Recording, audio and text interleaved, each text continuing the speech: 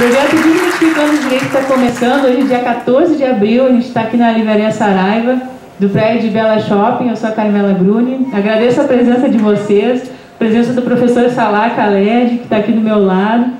Hoje a gente vai estar debatendo a busca da verdade no processo penal. Ele é autor desse livro, que é o título da palestra, A Busca da Verdade no Processo Penal, para além da ambição inquisitorial, publicado pela editora Atlas. Ele é professor da FURG, doutor e mestre em Ciências Criminais pela PUC, mestre em História pela URGS, especialista em História do Brasil pela FAPA, graduado em Ciências Jurídicas e Sociais pela PUC, graduado em História na FAPA. Ele coordena o grupo de pesquisa grupo de pesquisa Hermenêutica e Ciências Criminais pela FURG e CNPq. É professor permanente da pós-graduação em Direito e Justiça Social pela FURG, o mestrado, né? E a gente está aqui para debater, então, esse tema que acredito que é muito importante, tema, inclusive, do doutorado dele, da pesquisa que resultou esse trabalho. Agradeço muito a presença de vocês e vou passar a palavra de imediato para o professor, lembrando que o certificado é entregue no final do evento, mediante a assinatura do livro de presença e a apresentação do documento de identidade. Vamos fazer os sorteios no final, estimulando, tenho procurado estimular que vocês falem, né? Então, questionem, perguntem, compartilhem conosco a reflexão de vocês, porque também depois a pergunta de vocês pode ser também uma de alguém que está na internet e precisa esclarecer essa dúvida. Nosso parceiro, então, o Instituto de Desenvolvimento Cultural e Saraiva, muito obrigado. Muito obrigado, Carmela, pelo convite. Para mim é uma grande satisfação estar aqui hoje, nesse evento que tem uma história. As suas iniciativas são muito conhecidas e reconhecidas por todos. Muitas pessoas de envergadura maior do que a minha já participaram dessa iniciativa e eu me sinto muito feliz de estar aqui hoje e poder contribuir de algum modo. Boa noite a todos.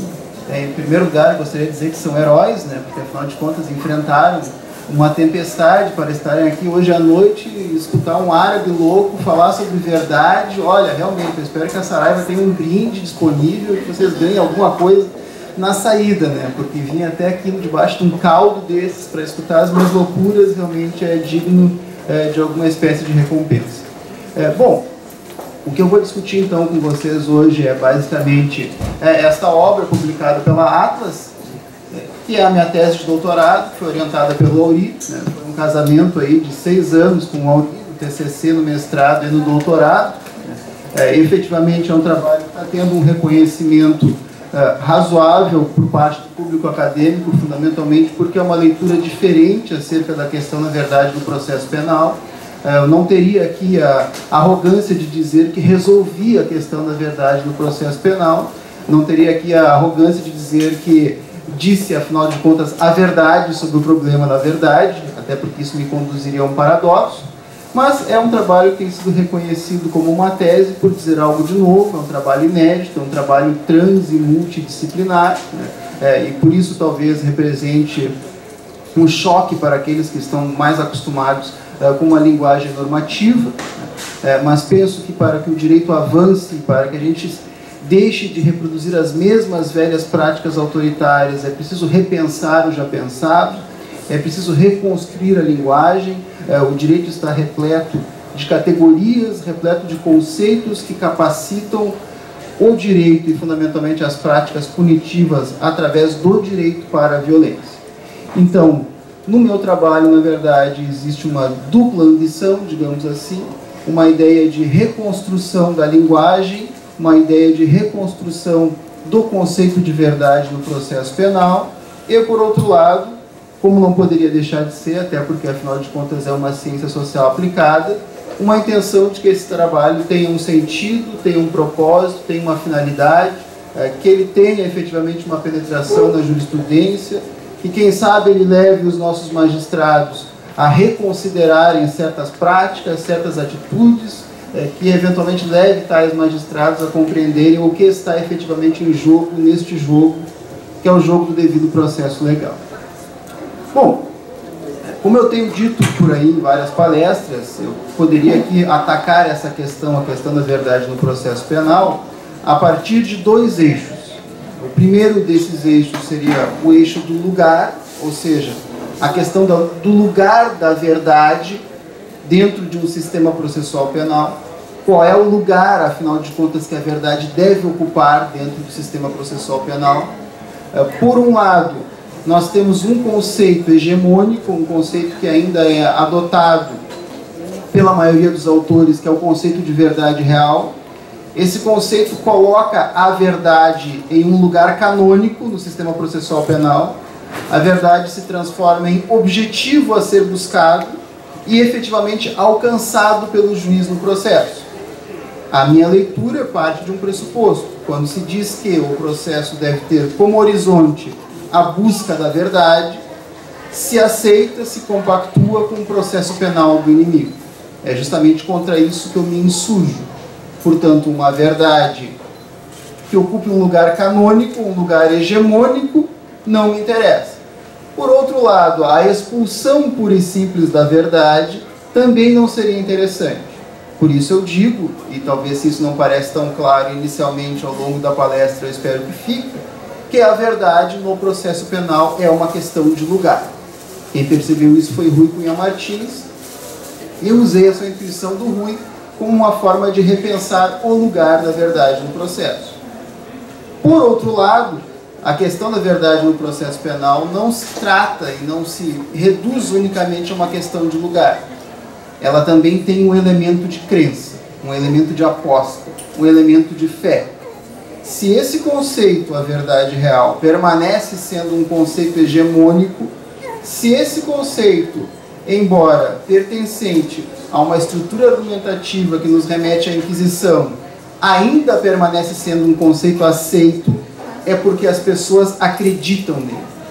E acreditam nele por convicções científicas, que devem ser objeto de uma desconstrução, como acreditam nele também porque esse conceito efetivamente possibilita, autoriza um conjunto de práticas punitivas que eu defino como autoritárias.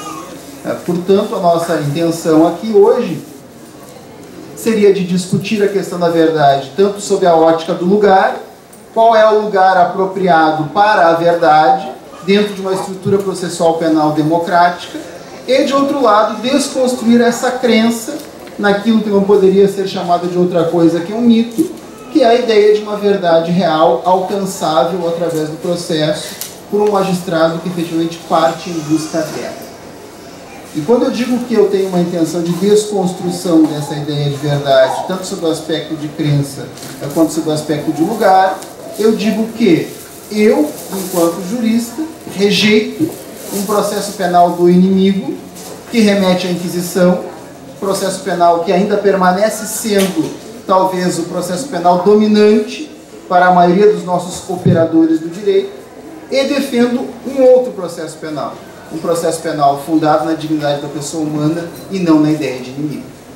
E é claro que quando eu digo isso, eu não estou sozinho, não se trata de uma voz isolada. Eu dialogo com outros juristas que também pensam assim, como é o caso do Jacinto Coutinho, do Ari Lopes Júnior, Alexandre Moraes da Rosa, Rui Cunha Martins, Geraldo Prado e tantos outros autores que lutam por um processo penal democrático. Tantos outros autores que rejeitam essa leitura do processo penal que conforma o processo penal do inimigo, desde lá o CPP de 1941. Bom, eu disse para vocês que a verdade real conforma um horizonte de crença. E aí, para que a gente trate dessa questão, a questão da crença, de uma forma relativamente adequada, como também a questão do lugar, é preciso que se parta de uma análise que não seja estritamente normativa. Até porque nós, juristas, e eu me incluo nessa categoria como talvez também culpado desse pecado, embora procure ao máximo me livrar disso, nós sofremos de um mal muito grande, que é a cegueira normativa. Nós, juristas, temos um péssimo hábito, o hábito de ler somente direito. E pior ainda, compreender que esta coisa, o direito, se reduz a dispositivos legais. Então precisamos partir de um outro horizonte compreensivo aqui. precisamos compreender que conhecer direito e ser um jurista não se limita e não se esgota no conhecimento dos dispositivos legais, até porque, como o Zaffaroni diz, é um ato de poder estatal, e nós, enquanto juristas, não podemos nos contentar em reproduzir esse ato de poder estatal. Temos que reforçar o discurso jurídico e o poder jurídico, e para isso é preciso conhecer, sim, também outras áreas do conhecimento, e não só o discurso jurídico de juristas. É preciso, sim, ler antropologia, ler filosofia, ler sociologia, ler história. É preciso abandonar esse fetiche por dispositivos normativos. É preciso compreender que a realidade não se traduz em categorias jurídicas, que categorias jurídicas nos ajudam muito pouco a compreender o mundo. Os juristas são culpados de muitos pecados.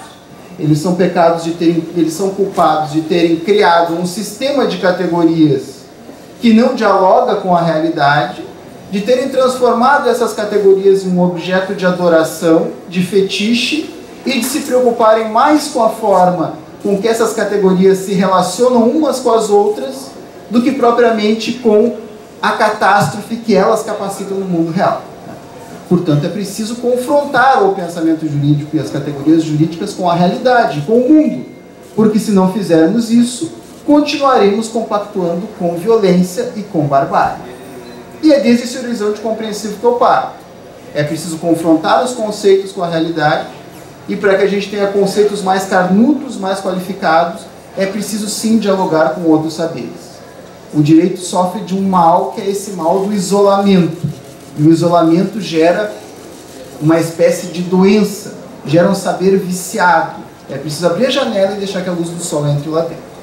Bom, então, como eu dizia, pensando desde a lógica da crença, desde a ideia de crença, e pensando aqui como um historiador das ideias, afinal de contas também tenho formação em história, que aliás precede a formação jurídica, um historiador que eu gosto muito, que é o Ballmer, diz que os historiadores das ideias não se interessam pelo conjunto das ideias, mas sim por uma certa classe de ideias.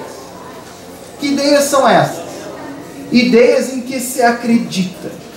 Ideias que formam e conformam a nossa cosmovisão, ou seja, a nossa forma de ver o mundo e de se ver no mundo. Ideias que, de algum modo, são quase que subjacentes a todo o nosso pensamento formal. E quando se pensa em termos de história das ideias, se conclui, como não poderia deixar de ser, que nós ainda somos modernos. Ainda pensamos como modernos. E quando eu digo aqui somos modernos e pensamos como modernos, eu não digo moderno no sentido de contemporâneo, ou no sentido de uma tecnologia recente, mas no sentido de modernidade. Eu digo moderno no sentido de um conjunto de atitudes específicas, um conjunto de ideias que surgem fundamentalmente no século XVII e que conformam essa cosmovisão, que é a cosmovisão moderna, que parte de um conjunto de postulados, como, por exemplo, a crença na razão, a crença no método, a capacidade para que um sujeito do conhecimento consiga delimitar um dado objeto e, desde a delimitação desse objeto, anular a sua própria condição de sujeito, de ser humano, anular a sua própria história, anular tudo aquilo que me faça lá e, portanto, diferente de vocês, enquanto Marcelos, Joãos, Adrianas, ou seja lá o que for. Essa é a promessa da modernidade, que nós somos capazes de anular a nossa própria condição de seres humanos. E anulando essa condição de seres humanos, efetivamente através de um método, disparar uma análise em direção a um objeto rigorosamente delimitado e deste objeto extrair essa coisa, a verdade, e mostrar ela perante todos, com resultados visíveis e inegáveis perante qualquer um que seja. Essa promessa é uma promessa da modernidade. E nós, no direito, ainda pensamos assim. Ainda pensamos de acordo com esse parâmetro de conhecimento, o parâmetro de conhecimento moderno, que é baseado na matemática, que era tida como a mais perfeita das ciências, e que assim era compreendida por Descartes, e por isso ele se valeu da matemática e usou a matemática como inspiração para o seu método. E no método que Descartes faz, ele propõe a separação de um problema em pequenos pedaços, e que separando esse problema e procurando as regularidades, procurando aquilo que fosse repetível e verificável, haveria condições de revelar perante todos a verdade.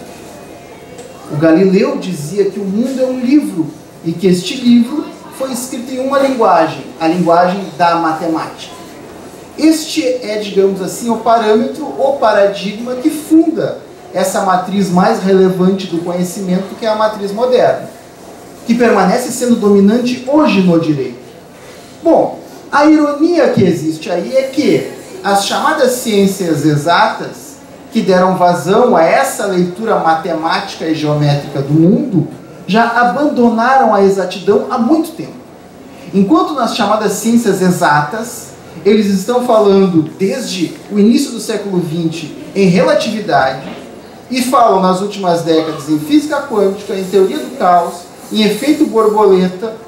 Enquanto eles discutem essas questões, nós no direito ainda acreditamos, por isso a ideia de crença, ainda acreditamos que o juiz é uma espécie de sujeito que é capaz de se colocar em um ponto de vista quase que divino, e que, enquanto ser quase que onisciente, ele é capaz de, através de um método, reorganizar as peças no processo, enquanto um sujeito ativo neste processo, e através dessa reorganização, desta prospecção, revelar a verdade. Nós acreditamos que o juiz atinge esta coisa, a verdade real, como se ela estivesse lá no processo para ser alcançada por ele, juiz. Como se o juiz fosse Jack Sparrow no Piratas do Caribe, e ele tivesse um mapa do tesouro, e bastasse encontrar o lugar onde está o X, e ir lá com a sua pá e desenterrar o tesouro perdido. Encontrei a arca e aqui está ela, ou aqui está o Pérola Negra. Isso é loucura, isso é insanidade. Mas eu não falo somente em epistemologia quando eu digo isso. Quando eu falo nessas questões e quando eu digo que nós ainda estamos presos a uma matriz de conhecimento cujo prazo de validade já superou, eu não estou apenas me insurgindo contra uma estrutura de pensamento arcaica, contra uma estrutura de pensamento que se recusa a dialogar com outros saberes. Não, eu estou me insurgindo contra uma estrutura de pensamento que capacita o processo penal para o extermínio do acusado. Eu estou me insurgindo contra uma estrutura de pensamento que maximiza a seletividade do sistema penal. Eu estou me insurgindo contra uma estrutura de pensamento que rompe completamente com o processo penal democrático, que permite que o juiz interfira na gestão da prova e que, portanto, se desloque do lugar de terceiro imparcial que é imposto a ele por uma estrutura acusatória e que, efetivamente, ele, juiz, se comporte como se fosse acusador. Sim, estou falando de processo penal do inimigo, que permanece vivo. A Inquisição é uma questão de intensidade. Desde o século XIII, nós vivemos e respiramos ares inquisitórios. Talvez, hoje em dia, nós não tenhamos um inquisitorialismo tão intenso quanto aquele. Talvez, hoje em dia, nós não tenhamos bruxas sendo queimadas em fogueiras, e acusados transformados em objetos, sendo torturados para que a verdade seja extraída deles no processo. Talvez nós não tenhamos isso, de fato, e não temos. Por isso nós podemos dizer com segurança que o apogeu do esplendor inquisitório faz parte de um passado distante. Mas isso não significa que as suas luzes se apagaram. Pelo contrário, o meu ponto aqui consiste na consideração e na percepção de que, entre aquele sujeito ou inquisidor que no passado e no auge do inquisitorialismo do século XIII ao século XIX, aquele sujeito que extraía uma verdade à força mediante tortura e que tinha, digamos assim, a sua autoridade dada por um conjunto de saberes teológicos, entre esse sujeito e um juiz que hoje acredita, pensa que efetivamente detém poderes divinos, que efetivamente supõe que o processo é um jogo no qual ele não é árbitro, mas sim pode se tornar participante quando considerar interessante. Entre aquilo e o que nós vivemos hoje não existe uma relação de distanciamento. Entre juiz inquisidor e juiz que acredita que a verdade real deve ser buscada no processo penal, não existe uma relação de distanciamento. Existe uma relação de aproximação. Existe uma relação de continuidade. O que nós temos são, digamos assim, traços inquisitórios revestidos com o lustro de cientificidade. Precisamos abandonar essa estrutura de pensamento. E isso é para ontem. Precisamos repensar essa estrutura de pensamento ou continuaremos capacitando o processo penal para o extermínio dos acusados. Claro que vocês não devem assumir tudo que eu digo como a expressão de uma verdade acabada. E nem é essa a minha intenção. Existe uma parcela significativa da doutrina que é composta por autores que eu não citarei aqui, mas que eu digo claramente para os meus alunos lá de direito penal, ou de sistemas processuais penais, ou de criminologia. São autores que não devem ser lidos. Não os leiam. Não os leiam porque o prazo de validade deles já expirou. Se é que lá na sua gênese já não eram obras com qualidade discutível, mas hoje o prazo de validade está expirado. Não leiam esses caras. Bom, esses autores chegam a dizer que não só o juiz deve perseguir isto, a verdade real, como efetivamente a alcança, e dirão inclusive que para o juiz existe ônus da prova no processo. Ônus da prova para o juiz. Isto é insanidade. Isto é dizer que, fazendo aqui uma metáfora com o futebol, seria aceitável que o juiz marcasse pênalti com uma falta no meio de campo e ele próprio, juiz, fizesse a cobrança depois de determinar que o arqueiro fosse removido debaixo das traves. Isso é dizer que o juiz tem ônus da prova. Claro que alguns de vocês, que talvez tenham tido o infortúnio de terem sido formados e formatados nessa leitura antidemocrática do processo penal, talvez vocês possam, e não posso culpá-los por isso, talvez vocês possam estar aí, e vamos adiantar aqui a questão, para que essa pergunta não surja depois, a gente já mate o mal pela raiz. Talvez vocês possam estar se perguntando, mas professor Salá, será que tu não estás fazendo uma análise maniqueísta? Será que tu não estás considerando de forma um tanto quanto maldosa até, que o juiz é uma espécie de ser maléfico que visa a condenação do acusado a qualquer preço? Será que não estamos aqui às voltas com uma estrutura de pensamento que não nos leva a lugar algum? E quanto àqueles casos em que o juiz busca a verdade no processo para o bem do acusado? E quanto àqueles casos em que, no decorrer do processo, o juiz percebe que o acusado está indefeso, que a defesa é absolutamente incompetente, que a defesa simplesmente está embarcando em todos os riscos possíveis e imagináveis e não está contraditando os elementos que são introduzidos pela acusação? Nestes casos, não seria desejável, não seria aceitável que o juiz efetivamente interferisse na gestão da prova? Não estaria o juiz atuando em nome da preservação dos direitos fundamentais do acusado? Agostinho nos salva aqui. Quem nos salva da bondade dos bons? Agostinho Ramalho Marques Neto. Quem nos salva da bondade dos bons? Não existe tal situação, gente. Não há. E aqui vamos relembrar para aqueles, mesmo aqueles que tiveram o infortúnio de terem sido formatados por uma estrutura de pensamento que mata o próprio pensar, que é aqueles autores que eu digo não leiam, mesmo para vocês que leram o N, o C e o D, tá? Mesmo para vocês que leram esses autores, mesmo para vocês, todos vocês sabem que o indúbio pro réu é um princípio do processo penal. Todos vocês sabem disso. Não há quem não saiba. Se a gente perguntar para alguém que está passeando ali no shopping, dando uma banda com a sua família, o que é indúbio pro réu, é bem provável que essa pessoa saiba. E aqui, restringindo assim o argumento ao seu essencial. O que é o princípio do indúbio pro réu? Em caso de dúvida, o juiz absolve. Em caso de dúvida, o juiz deve absolver. Não é uma escolha que é entregue ao juiz, não é uma opção que ele escolhe no cardápio, não é uma escolha que ele faz de acordo com a sua moral à la carte. Não. Indúbio pro réu significa dúvida no processo penal equivale à absolvição. Por exigência da democracia, por exigência de uma estrutura ritualizada de contenção do poder punitivo. Certo? Estamos todos de acordo com isso? Alguém pensa de forma diferente? Acho que não. Nenhum autor diria que esse não é um princípio do processo penal. Bom, mas qual é o problema? O problema é o seguinte, meus caros.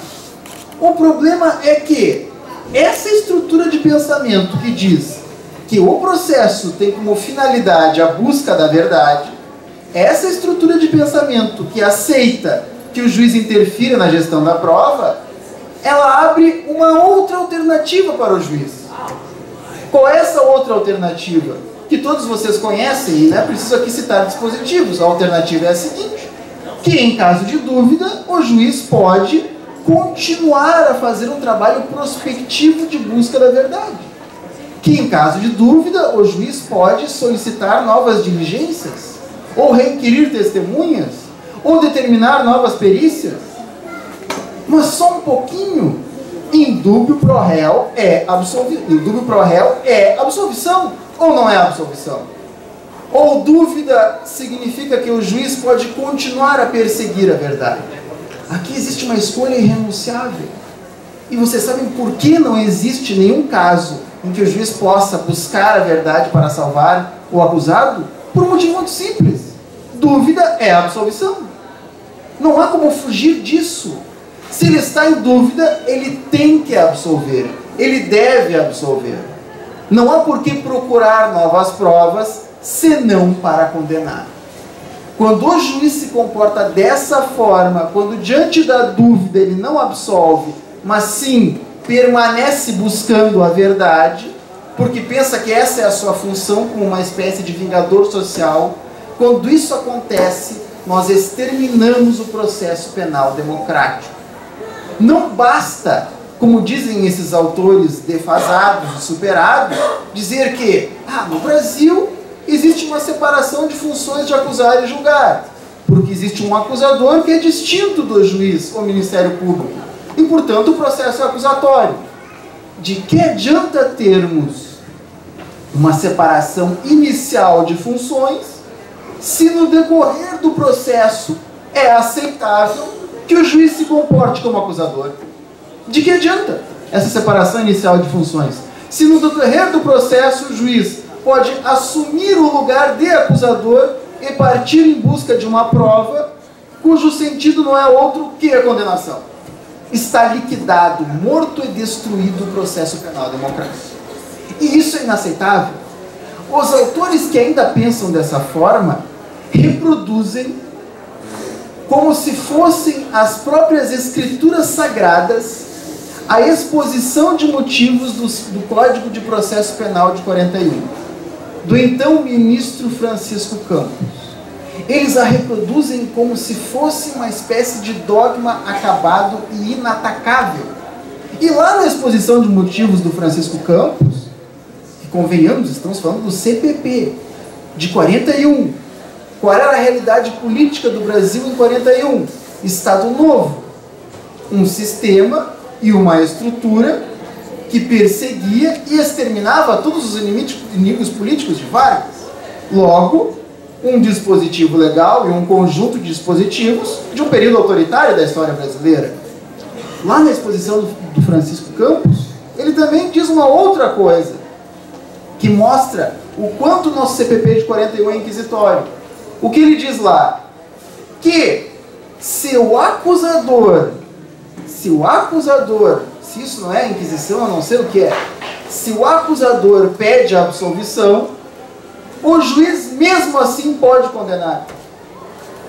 Como podemos continuar compactuando com uma estrutura de pensamento que permite que o juiz supra uma falta? Se o titular da pretensão acusatória, pensando aqui com o Auri, pede a absolvição porque no decorrer do processo ficou convencido de que o acusado era inocente, como pode o juiz suprir essa falta e condenar? é uma lógica inquisitória que ainda permeia a mentalidade de muitos dos nossos magistrados e dos nossos autores. Bom, agora eu quero tratar uma outra questão com vocês aqui, que é fundamentalmente demonstrar o quanto é inadequado, o quanto é grosseiro, o quanto é rasteiro este conceito, o conceito de verdade real. E aí aqui é preciso dialogar um pouco com a filosofia, até porque falar de verdade sem dialogar com a filosofia é uma leviandade. Então a primeira coisa que eu diria é o seguinte: o conceito de verdade real, a expressão verdade real, é uma expressão que nem sequer faz sentido. Ela não resiste a 5 minutos de filosofia, como disse o Daniel Streck. Verdade e realidade são coisas distintas.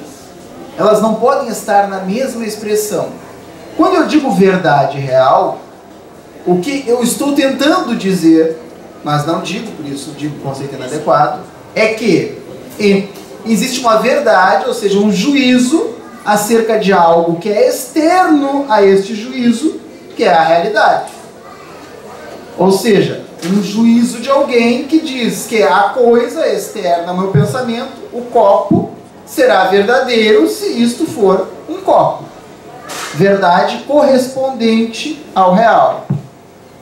Correspondência entre um juízo feito por alguém e uma realidade que é externa a esse alguém. Verdade correspondente ao real. Aí, pelo menos, o conceito faz sentido. Verdade e realidade são coisas distintas. Bom, dito isso, grande parte do nosso problema consiste na incompreensão de que o processo não é uma espécie de laboratório da história, que é pilotado por um sujeito ou juiz. A lógica é outra. O processo não é um experimento através do qual eu posso demonstrar que a água ferve em uma dada temperatura e reproduzir esse experimento em qualquer lugar do mundo, porque ela sempre ferverá na mesma temperatura. Não. O problema é de outra ordem. Como que eu ataquei esse problema?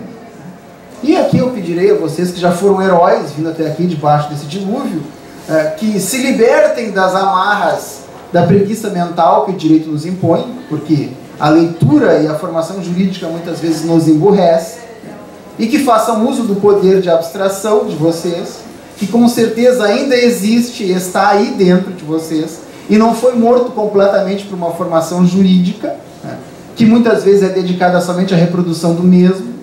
Ainda mais hoje em dia, quando se ensina direito, muitas vezes com esquematizados, descomplicados e plastificados.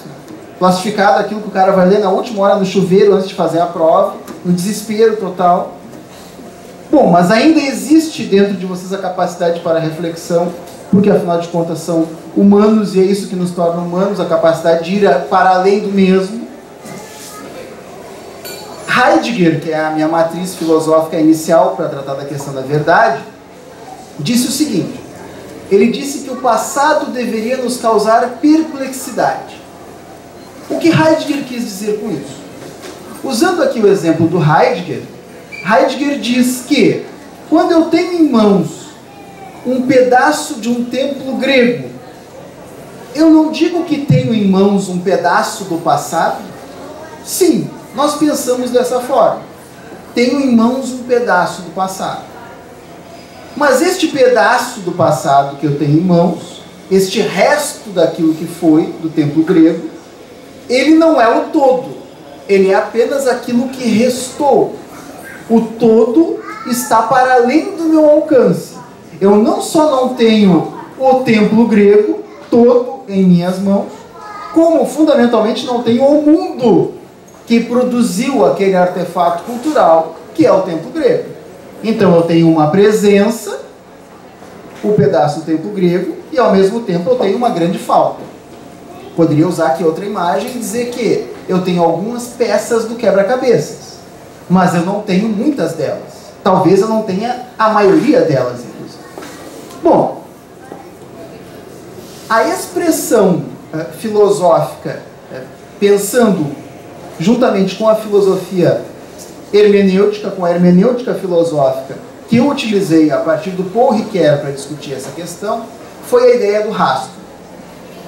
Quando se diz que o juiz sentencia, ou mesmo quando o historiador escreve, tá, se diz que ele faz uma narrativa, escreve um texto, tá, que não é ficção, não é romance, o juiz não equivale a Jorge Amado ou a Cervantes, nem o historiador. Por que não equivale? Por causa disso, por causa dos rastros do passado. Porque eles apoiam as suas narrativas em elementos concretos. E aqui, para dar uma certa familiaridade, não precisa ser um tempo grego. Pode ser, por exemplo, um projétil que partir de uma determinada arma e assim por diante. Ou impressões digitais. Esses são os rastros. Bom, vejam bem, se tanto o juiz quanto o historiador podem reivindicar essa conexão com o passado através de rastros, se eles podem dizer que embasam as suas narrativas em provas, isso significa, como eu já disse, que não são obras de ficção. Eu não estou dizendo que a narrativa do juiz ao final do processo é uma obra de ficção. Não é Jorge Amado nem Monteiro Lobato. Por outro lado, dizer que essa narrativa equivale completamente ao passado, equivale completamente àquilo que foi, é um exagero. O que eu estou trazendo aqui para vocês, dito de outra forma, é o problema do lugar da verdade. É disso que nós estamos falando aqui. Se eu digo que a sentença é uma obra de ficção, eu estou expulsando completamente a verdade do processo. Não me interessa fazer isso. Se eu digo que o juiz revela a verdade real que ele alcançou, eu estou novamente colocando a verdade lá no topo, como objeto de adoração. E estou aceitando que o juiz a persiga. Isso não me serve também. Bom, a nossa questão aqui, e a forma com que eu tratei o tema na tese, foi justamente uma tentativa de escapar disso que a filosofia diria que é uma aporia. Como escapar desse limite, o limite discursivo?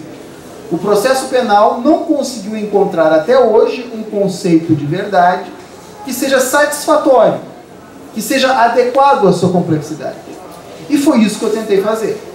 Bom, tenha em mente o seguinte, desconstruindo primeiro essa ideia que é a ideia de verdade real. Eu já disse antes que a verdade não está no processo.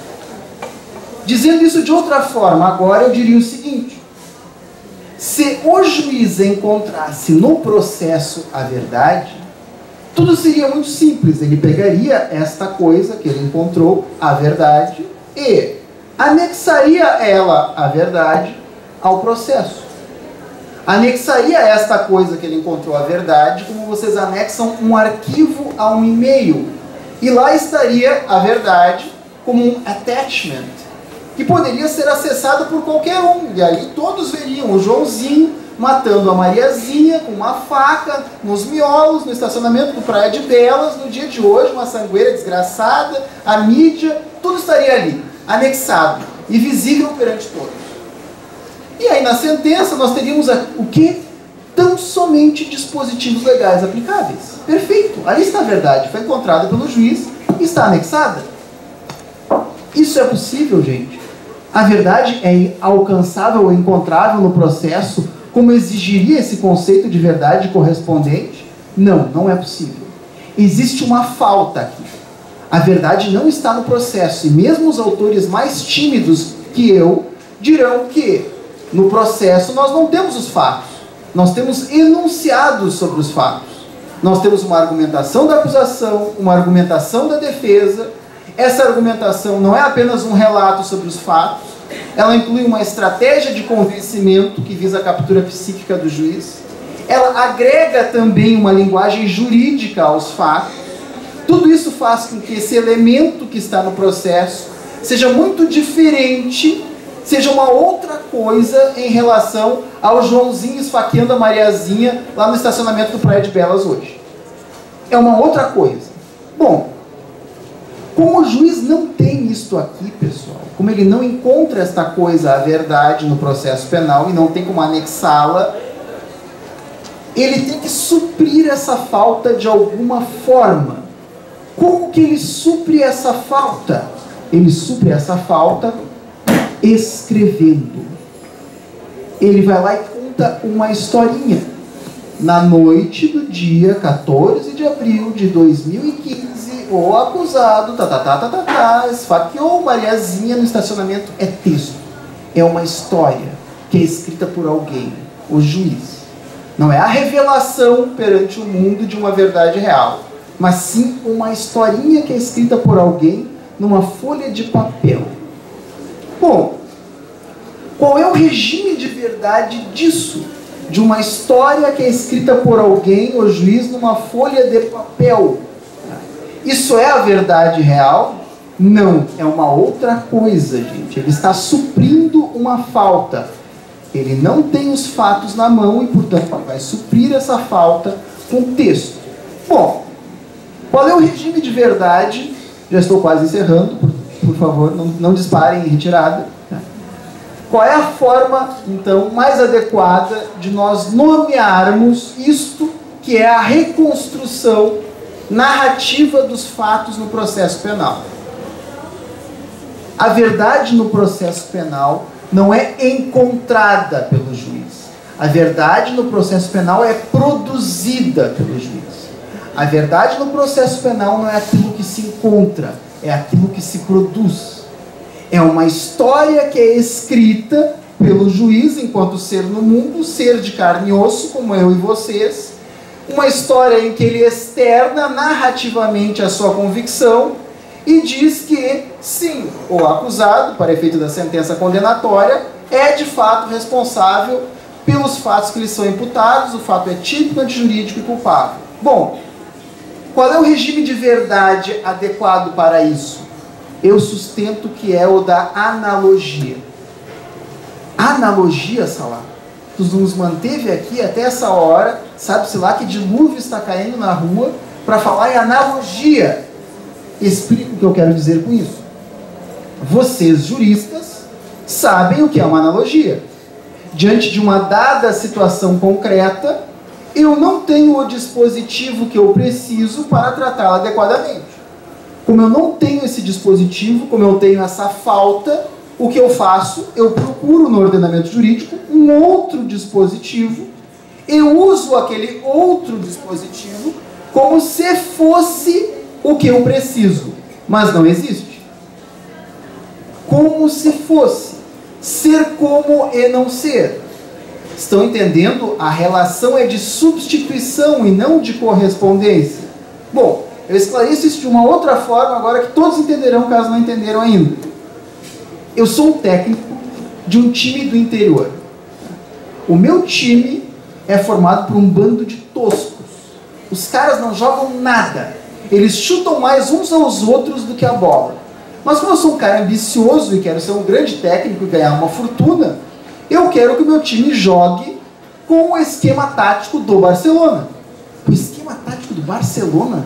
Aquele bando de toscos? Sim, porque eu quero progredir na minha carreira. Bom, para que aqueles toscos funcionem como Barcelona, com o esquema tático do Barcelona, eu preciso de uma peça essencial, uma peça que é fundamental ao esquema tático do Barcelona, que é Messi. Não tenho Messi, tenho uma falta. O que eu faço como não tenho Messi? Procuro, no meio das minhas opções, no meio daqueles toscos, qual o jogador que mais se assemelha a Messi. E vou utilizar este jogador que se assemelha a Messi como se fosse Messi. Como se fosse. Mas ser como Messi não é ser Messi. Estão entendendo como a relação é de substituição? Do mesmo modo que eu digo, como o juiz não tem os fatos, ele vai escrever uma historinha. Sempre que nós condenamos analogicamente. E o que significa dizer isso?